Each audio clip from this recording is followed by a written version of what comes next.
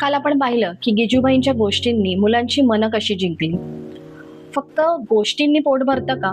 शाळेत तर भूगोल, विज्ञान आणि निसर्ग परिचय सुद्धा शिकवायचा असतो.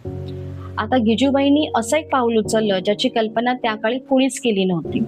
त्यांनी ठरवलं की जर मुलांना बंद खोलीतील शिक्षण समजत नसेल तर आपण ही शाळाच उचलून निसर्गाच्या कुशीत न्यायची का? पण मुख्याध्यापक आणि समाजाला हे वेड मान्य होतं का? नमस्कार, मी मधू आणि तुम्ही ऐकताय सोल डायरीज बाय मधू. एके दिवशी गिजूबाई वर्गात आले, पण त्यांच्या हातात कोणतंच पुस्तक नव्हतं. मुलांच्या मनात उत्सुकता होती. गिजूबाईंनी खिडकी बाहेर पाहिलं आणि म्हणाले, मित्रांनो, आज आपण या चार भिंतीत बंदिस्त राहायचं नाही. आज आपण जगाला भेटायला जाऊया. मुलांच्या डोळ्यात चमक आली, दप्तर बाकावरच राहिली आणि मुलांची ही छोटी फौज गिजूबाईंच्या मागे शाळेच्या बाहेर पडली.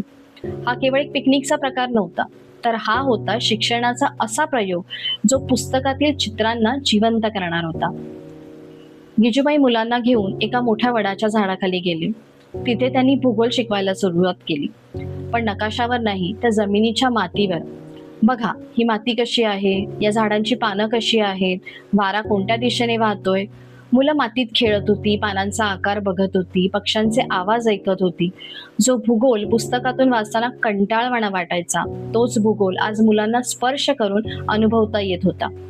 गिजूबाईंनी सांगितलं की ज्याला मातीचा गंध कळत नाही त्याला जगाचा भूगोल कधीच कळणार नाही. मुलं आनंदाने ओरडत होती, प्रश्न विचारत होती. प्रश्न विचारायचं स्वातंत्र्य त्यांना पहिल्यांदाच मिळालं होतं. पण हा आनंद बाहेरच्या जगाला खूपच होता. वाटेत भेटणारे गावकरी एकमेकांच्या कानात कुजबुजत होते. बघा, हा कसला शिक्षक मुलांना घेऊन उंडारतोय नुसता. मुलांच्या कपड्यांना माती लागलीये, पायात काटे मोडतायत. ही शाळा आहे की रानभूल? इतकंच नाही तर इतर शिक्षकांनी मुख्याध्यापकांकडे तक्रार केली. बधेका साहेबांनी शाळेची शिस्त पार धुळीला मिळवली आहे. मुलं वर्गाबाहेर गेली तर उद्या ती शाळेत परत तरी येतील का? गिजूबाईंवर टीका होतच होती, पण त्यांच्या चेहऱ्यावर एक वेगळं समाधान होतं. कारण त्यांना माहित होतं की पुस्तकी पोपटपंची करण्यापेक्षा स्वअनुभवातून मिळालेलं ज्ञान हे आयुष्यभर टिकणारं असतं. संध्याकाळ झाली, मुलं शाळेत परतली, पण ती आधीसारखी नव्हती. त्यांच्याकडे आज सांगण्यासारख्या खूप गोष्टी होत्या. एका मुलाने हातात एक वेगळ्या आकाराचा दगड धरला होता, तर कुणी झाडाचं वाळलेलं पान जपून ठेवलं होतं. गिजूबाईंनी पाहिलं की मुलांच्या नजरेत आता कुतूहल होतं. त्यांना आता कशाचीही भीती वाटत नव्हती. ज्या वर्गाच्या भिंती मुलांना खायला उठायच्या, त्याच भिंती आता त्यांना आपलेपणाच्या वाटू लागल्या होत्या. गिजूबाईंनी सिद्ध केलं होतं की शिक्षण हे बंद खोलीतलं ओझं नाही, तर ते खुल्या आकाशात घेतलेला मुक्त श्वास आहे. मंडळी, विचार करा, आपल्या मुलांना आपण फक्त एअर कंडिशन खोल्यांमध्ये आणि मोबाईलच्या स्क्रीन समोर बसून निसर्ग शिकवत आहोत का?